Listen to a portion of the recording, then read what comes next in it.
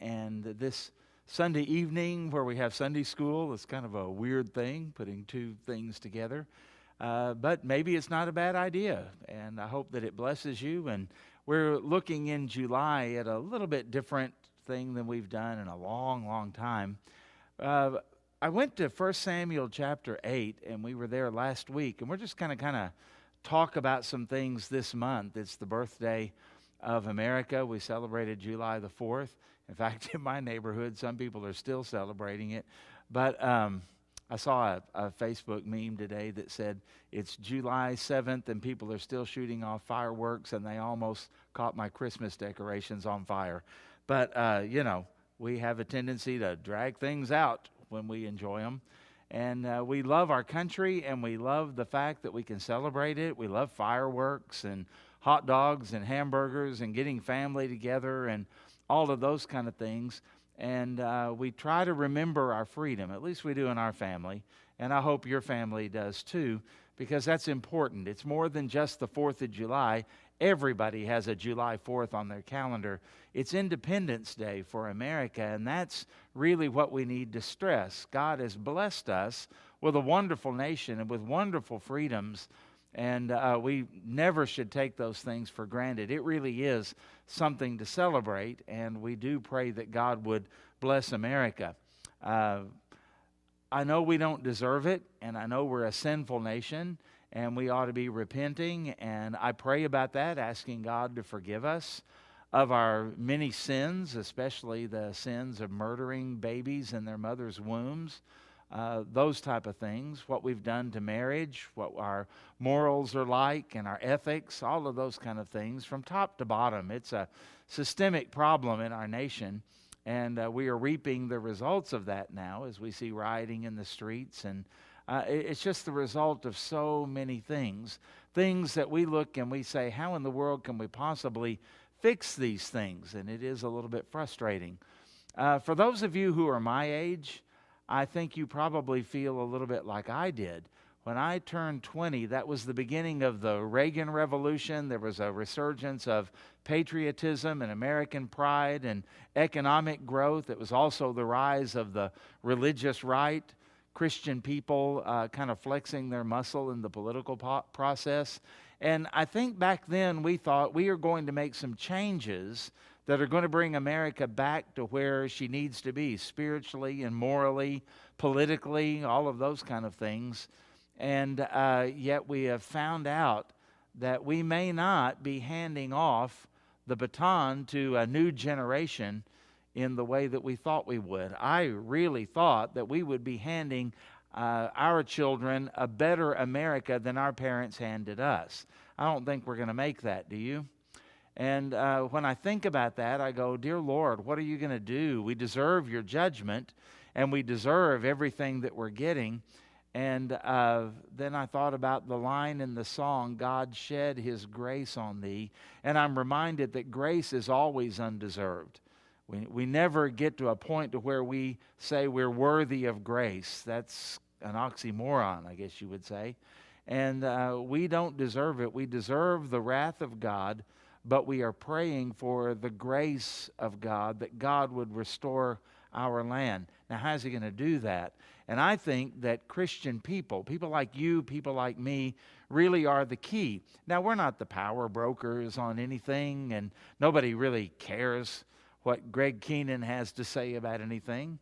But I think, though, that if there are enough of us, people like you and people like me, ordinary citizens who will speak up, who will vote, who will educate our children properly, and who will do what is right and be salt and light in this land, I think we actually can have more of an influence than we even think that we can.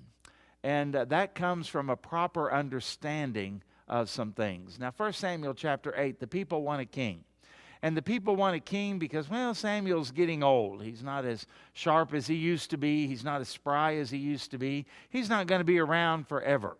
Generations do pass. We understand that. And there usually is a little bit of worry. What's this next generation going to be like? Where are the prophets going to come from? Where are the generals going to come from? Where are the leaders going to come from? I understand that. We've all felt that from time to time. And probably all of us can look back and say that I wish that so-and-so was still around. I wish they were still alive. I'd like to have some of their wisdom. And it's been that way since the beginning of time, folks. That's just the way it is. And we have to understand that a sovereign God has chosen us, remember in the book of Esther, for such a time as this. And so when we think about it, we look around and we go, where are the Washingtons and the Lincolns and those kind of people? Well, they're not supposed to be here. They did what they were supposed to do in their time. This is a time for us. And we don't want to take a bunch of pride and arrogance in all of that. We just simply want to go humbly before God and say, God, why have you chosen me for this generation? It's a challenging time, but Paul's not here, and Isaiah's not here, but I am. And yet we're different people, but the same God and the same Word. You see what I'm saying? And we've got to stand up, rise up, and be counted. Well, the people in Samuel's day were kind of worried about that. Samuel's off of the scene. His sons are not doing right. Sometimes godly people don't have good children, do they? And so they're worried, and they say, we want a king. Samuel took that personally, as if them wanting a king is a rejection of what he's done for all of these years and the way that he has served the people. And he goes before God with all of this, and you remember God says, Samuel, don't take this personally because they haven't rejected you, they've rejected me. Now give them what they want. And then Samuel does something, and these verses resonated with me. He warns them, and this is under the inspiration of the Holy Spirit. This is the word of the Lord, telling them about what life will be like under a king. Now, is it all going to be bad? Well, no. There were some good kings that ruled in Israel and in Judah. But there weren't very many of them if you look back through your biblical history. If you look at world empires, there have been some really good, benevolent empires, but there haven't been very many of them.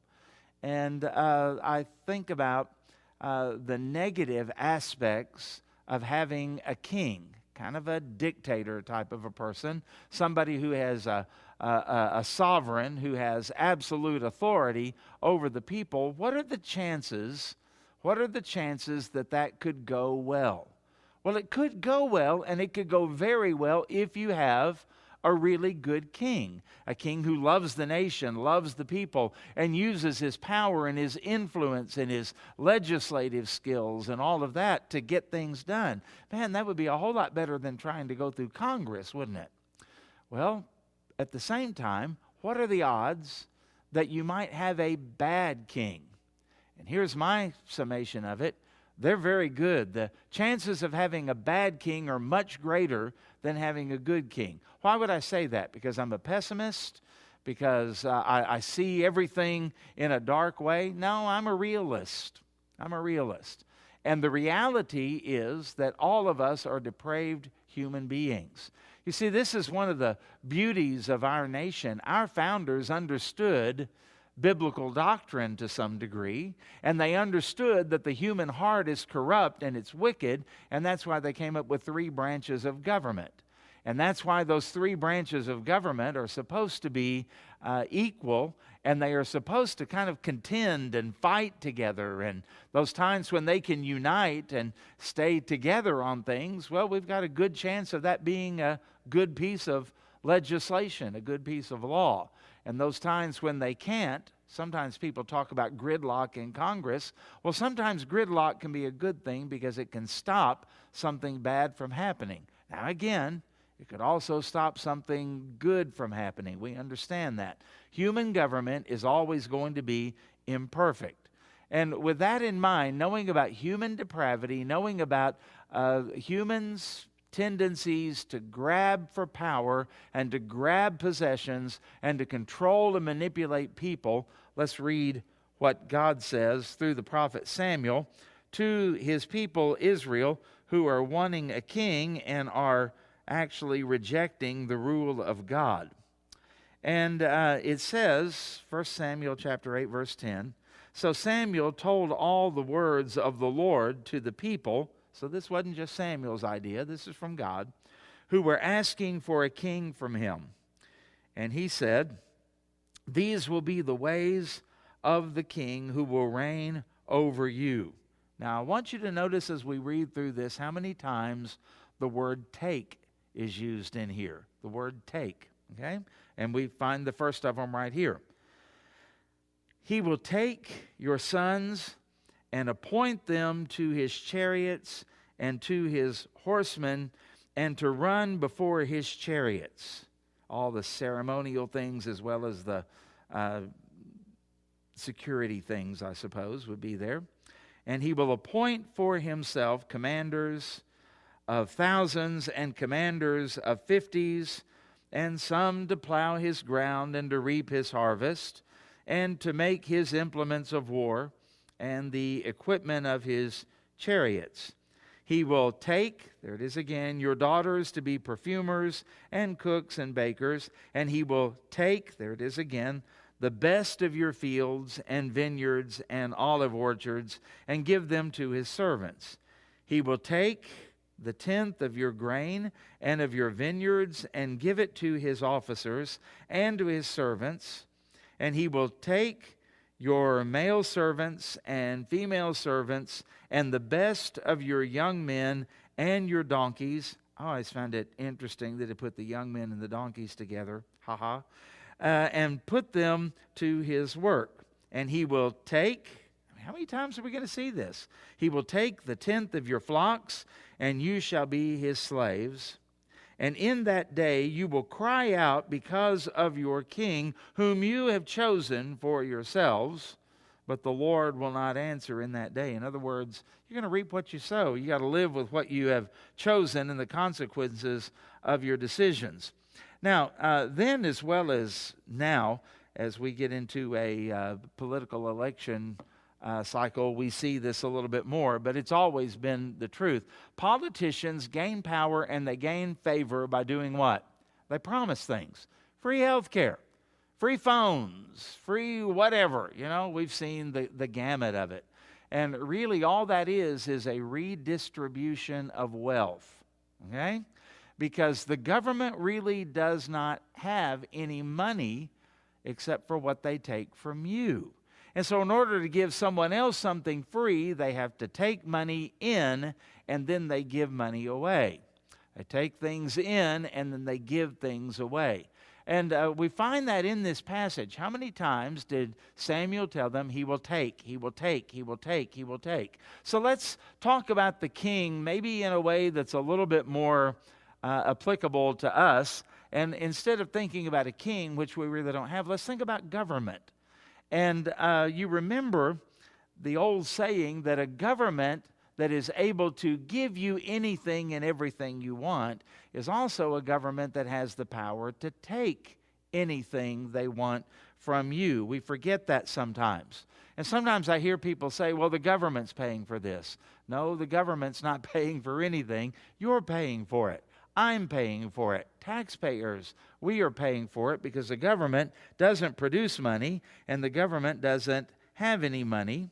Well, they can print money, of course, but all that does is decrease the value of it, but they can't really produce any goods or services or anything like that. That's what happens from the citizens, from our factories, from our farms, from people like us. And so they confiscate those things through taxation and other things.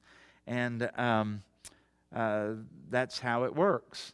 Now, it's worse in Samuel's day because a king can take it without any explanation, can't he?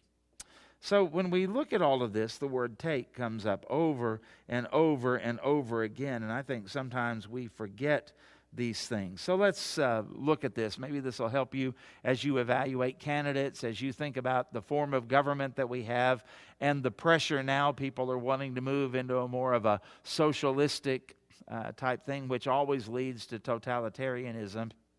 never leads to utopia. In fact, go back and read about the Pilgrims when they first came here. They had the idea that we'll all be Christian people living together and working together, and we'll pool all of our goods and everything we have, clothing, food, everything. We'll pool it together, and then everyone just, take what you need. And they found out that socialism doesn't work because there are some people that are going to take advantage of the system and either make themselves rich by taking more than they need, or there are going to be some people that are not going to work as hard as other people do, and it destroys incentive and all of that. And so it didn't work out so well, and it never, ever does. But understand, even in the best forms of government, number one would be, notice from this passage, governments always provide for themselves. Always. Now, there may be a recession and you may lose your job, and you may have to scrimp, and you may have to budget, and you may have to do without, and your kids may be wearing raggedy clothes, and you may be eating really cheap food, and you may be having to curtail how much driving you do, and you may have to turn your thermostat up or down depending on what you're using. But I promise you one thing, that'll never happen in Washington, D.C. That'll never happen in the government. They will never have to really go back on anything, or they will always have all of their needs met. They have all kinds of ways and all kinds of provisions, all kinds of things to get what they want. That seems to be Samuel's point. It doesn't really matter whether there is a drought and whether the crop didn't come in and whether you're struggling. The tax man is going to get his tenth of your crops and of your flocks. They're going to get what they want. Government always sees its needs provided for. Now, they may say they care about you and they're going to give this for you and they're going to do this for you and all of that, but it always comes at a very, very high price. Sometimes I wonder whenever we pay our tax money in, even when the government does what it should for the military, for defense, for Social Security, or some of those things, how much of the money that you and I pay in actually makes it out there to those people? Because there's a lot of bureaucracy and a lot of administrative costs that have to be paid. But they will always, always get bigger. That's just kind of the way they work, and they're going to get more intrusive. Notice how the king is going to come in and take your sons and daughters and draft them, and is going to take your crop and take your flocks, those kind of things. Well, in order to take a tenth of the crop, for example, you know what that means? They have to know how much your crop is in order to measure off a tenth.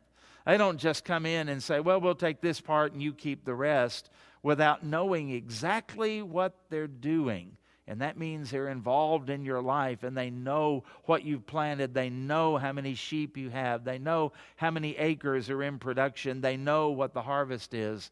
They've got to employ people to do all of that. You see where I'm going with all of that? And so they began to treat citizens as their property, and government, I guess they treat them as government property. And there's always this tendency to where the government tends to think that they own everything, and even that they own us and that they can control us. Samuel is pointing that out not as a positive, is he?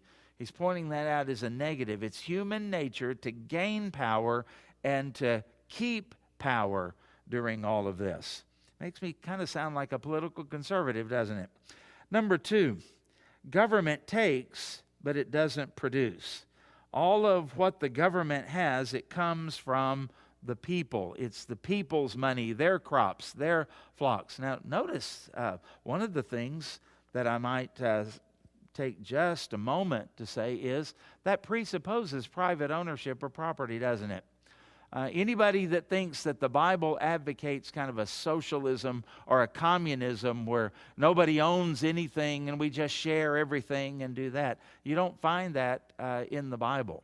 Now, I know some people have said, well, that's what the early church did in the book of Acts in chapter 2, but that was voluntary. Remember that the people would sell their land and bring it in and put the money in the church at the apostles' feet so that it could be given to the poor. That was all voluntary. It was not confiscatory, we might say. It was not required. It was not like a tax or anything like that. They did it out of a willing and cheerful heart. And by the way, charity that is forced, charity that is required by the government mandates or whatever, is never going to be cheerful. It's never anything we're going to feel good about or be happy about. In fact, I think it tends to make us a little bit more selfish. I mean, after all, why doesn't the government take care of that? I pay my taxes. And we end up like Scrooge at the beginning of the movie A Christmas Carol. You know, don't we have prisons and poorhouses and all of that? Don't I pay enough already? You see, the Bible's mandate is for us to be cheerful givers, voluntary. And we do it because we feel led of the Lord to do that because of what He has done for us. And notice how Samuel seems to be pointing out in all of this that the opposite is going to take place. Government is going to take because, well, they don't have anything except what they get from you. And so the more it takes, then the less there is for the ones who actually produce it. If the government's going to take 10%, well, that might be fine, and that might even be fair. That might even be nice for a lot of us. But they're never going to be satisfied with that. There's always going to be the pressure to take 12 next year and to take 15 after that. And if 15 is good, then 20 or 25 or 30 is going to be a whole lot better. And sometimes we try to say, well, if you're rich, then, it's okay. You can afford it. That's not really what it's all about. The idea is this doesn't belong to them, it belongs to us, right? And how much are they entitled to? That's a whole different issue, isn't it? But you understand where I'm going. Now, taxation is legitimate, and it's a biblical function of government. Israel's law required taxes, and even the tithe system in the Old Testament was kind of a form of taxation, feeding the poor, funding the government, and also providing for the needs of the priests and the ministers that were there. Jesus advocated paying taxes. You remember that, render unto Caesar the things that are Caesar's. And when there was a temple tax that was due, remember the story of catching the fish with the gold coin in it, that type of thing. And Paul even commanded the early church to do all of that. And in our form of government, we elect representatives to go to Washington or to our state capitals or whatever. And we're not a true democracy. It's not just mob rule, whatever we do and whatever we vote in. We have people that represent us, and they represent our rights, even if we are in the minority and not the majority. And so they go there and they make promises, and we elect them on the basis of their promises. And yet so many times, what do? We find that very few people really keep their word, or at least it seems that way. Now, I have people ask from time to time, well, should I be a Republican or should I be a Democrat? And I would say, well, you really ought to be a Christian in everything that you do. And your vote and your candidate and who you support ought to reflect your biblical values. What does this candidate think about the life of the unborn, for example? What does this candidate think about the sanctity of marriage or the freedom to worship? What does this candidate think about those type of things? Are they more for freedom, or are they more for a tightened, bigger government and control? I, for one, fall in line with what our founders envisioned: a small, lean, and limited, less intrusive government. A lot of people don't feel that way. And they think a whole lot more about, somebody in Washington controlling things rather than I like it local on that. Well, that kind of tells you a little bit about my philosophy. And so you ought to think about those things, but actually vote for your values and find out what this person is like, what their history is, what their philosophy is, and especially who they surround themselves with. That is a big, big, big deal. Ben Franklin gave us a warning back at the beginning of our nation. He said, when the people find out that they can vote themselves money, that will herald the end of the republic. And I think we're living in that day. People can vote for a certain candidate or a certain party or a certain position, and then it benefits them monetarily and brings things to them. Well, that brings in an awful lot of corruption. A lot of corruption. So, number 3. Notice that government tends to control rather than liberate. The word there, not only the word take, but the word slave kind of jumps out at me. This whole thing talks about controlling people, controlling the economy, controlling taxation, controlling life. You will be his slaves. Now, that may not be a technical thing, but under a king, it certainly would mean this. You can't do anything without the king's consent. You're certainly not going to be allowed to speak out against the king or go against the king. Boy, that got prophets in a lot of trouble back in the Old Testament, didn't it? And it's continued to do so.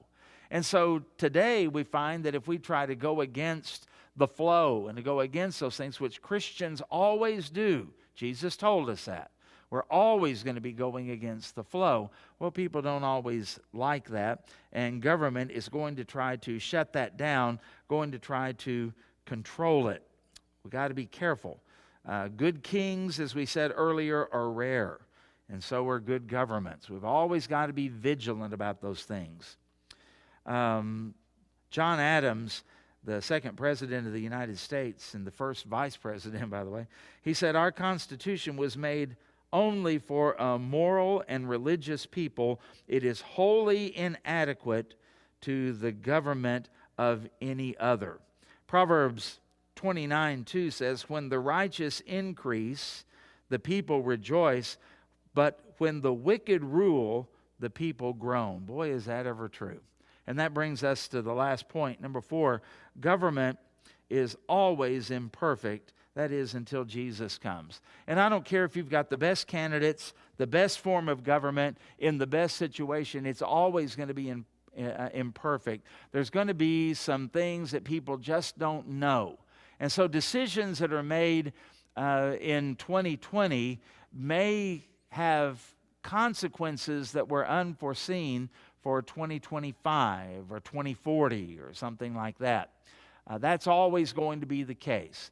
And hindsight, of course, is always 20/20, isn't it? And we've got to remember that. Sometimes we look back and we say, back in the 80s, why didn't people do this? Well, it could have been because they just didn't have the information, they just didn't know. So that's one way they're imperfect. They're also imperfect because of the corruption that we have a tendency to harbor in our hearts. We can appear to be one thing and be something completely different. Remember, Jesus talked about the Pharisees. Whitewashed tombs, he called them, and inside is corruption and dead men's bones. And politicians, especially in this television age, they know how to speak. They know how to package themselves. And you have no idea what's really in their hearts. That's why they campaign one way and then they govern a different way. That's always a problem. There's always kind of a grab for power and a grab for control and a reluctance to let go of that control. Why do you think people will go to Washington and serve 30, 40 years? Who would want to do that? There must be something in it for them, and they must enjoy the power and the perks and that type of thing that go with it. That's always going to be a problem, and people many times will lie. They are corrupt. So we've got to be on guard. We've got to understand the depravity of man is not just a theological thing. It's practical. It's the way everything works and everyone works, especially in government. Peace and justice and righteous government are not going to exist perfectly until the return of Jesus Christ. James Madison, called the father of the Constitution, he said, "If men were angels, no government would be necessary. If angels were to govern men, neither external nor internal controls on government would be necessary." Why did he say that? Because angels don't govern us, and we're not angels. We need government. Government is and can be a good thing, right? Anarchy is the worst of all situations. So you need some government, and even bad government is better than no government. But at the same time, we want the best for our children and for our grandchildren and others as they come up. Humans need accountability. They need restraint. They need motivation to do what is right. and they need a limitation on power. The old saying is that power corrupts, and absolute power corrupts absolutely. In Isaiah chapter 9, verse 6 and 7, there's something we can look forward to. Jesus, the child we celebrate his birth at Christmas, is going to return one day. And listen to what Isaiah says about him. For unto us a child is born, to us a son is given, and the government shall be upon his shoulder. And his name shall be called Wonderful, Counselor, Mighty God, Everlasting Father, Prince of Peace. Of the increase of his government and of his peace there shall be no end, on the throne of David and over his kingdom, to establish it and to uphold it with justice and with righteousness from this time forth and forevermore. The zeal of the Lord of hosts will do this. You see, that gives us something to look forward to.